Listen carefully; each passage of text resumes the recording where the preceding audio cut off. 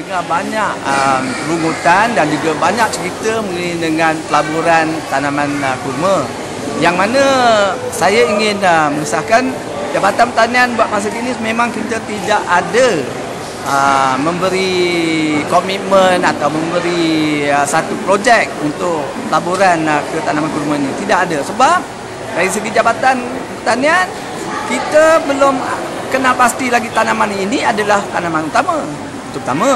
Keduanya kita pun belum pasti lagi adakah dia boleh mengeluarkan buah kurma seperti yang dinyatakan. Jadi kita memang tak ada support dari segi program tanaman kurma ni, baik di Johor ataupun di mana-mana negeri di dalam Malaysia ni. Dan untuk makluman, tanaman kurma ni bukan asal dari Malaysia. Dan di bawah Akta Kuarantin Tumbuhan 1976 yang mana dikuatkuasakan oleh Jabatan Pertanian, tanaman kurma memang tidak dibenarkan diimport atau dibawa masuk ke dalam Malaysia kerana dia berkaitan dengan kemasukan perosak-perosak yang berbahaya yang boleh menjejaskan bukan pada tanaman kurma itu sendiri, tetapi melibatkan tanaman kelapa dan juga tanaman kelapa sawit yang mana ini memberi ekonomi, dia menjejaskan ekonomi negara kita. Jadi Jabatan Pertanian memang tidak ada mengesyorkan tanaman ini.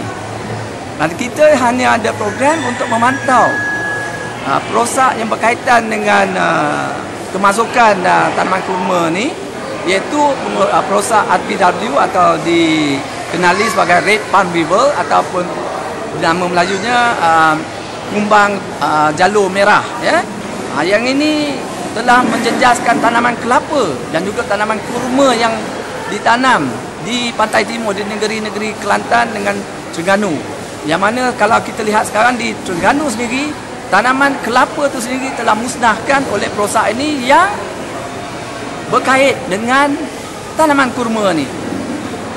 Ya, tanaman kurma ni dia diserang oleh perosak RPW ni di negara Mesir, di negara-negara Arab dan telah menjejaskan hampir berjuta-juta pokok di sana. Jadi kita beranggap di bawah Akta Kuarantin ni memang tanaman kurma ni disebabkan perosak yang berbahaya tadi, kita tidak membenarkan dia masuk ke negara kita. Buat masa kini, kalau kita menjumpai perosak ni, memang notis akan dikeluarkan untuk jikalau terdapat perosak tu pada tanaman pokok kurma tu, dia akan dimusnahkan, dia akan dikawal. So notis akan dikeluarkan. Sebab ini perosak ini dia di bawah Akta Kuarantin Tumbuhan. Dia bukan perosak biasa. Dia kita panggil perosak berbahaya di bawah jadual, di bawah perosak-perosak Akta Kuarantin Tumbuhan 1976. Itu memang tindakan dia memang kena melalui undang-undang. Dia bukan program biasa. Berapa komponen? Kalau ikut di bawah akta tu, kalau berjumpa dan tidak dilaksanakan program pemusnahan atau program kawalan tu, tuan punya premis atau tuan punya ladang yang tidak menjalankan program tu, dia akan didendakan jikalau disabit kesalahannya di mahkamah sebanyak, kalau dari segi perosak ini, RM10,000. Ya, ini di bawah Akta Kuarantin Tumbuhan 1976. Dan di samping itu, segala kos untuk kawalan, untuk memusnahkan perosak ini ditanggung sendiri oleh tuan punya premis itu sendiri. Itu sebab bahayanya penyakit ni. Kita tak nak benda ni merebak ke tanaman ekonomi yang lain.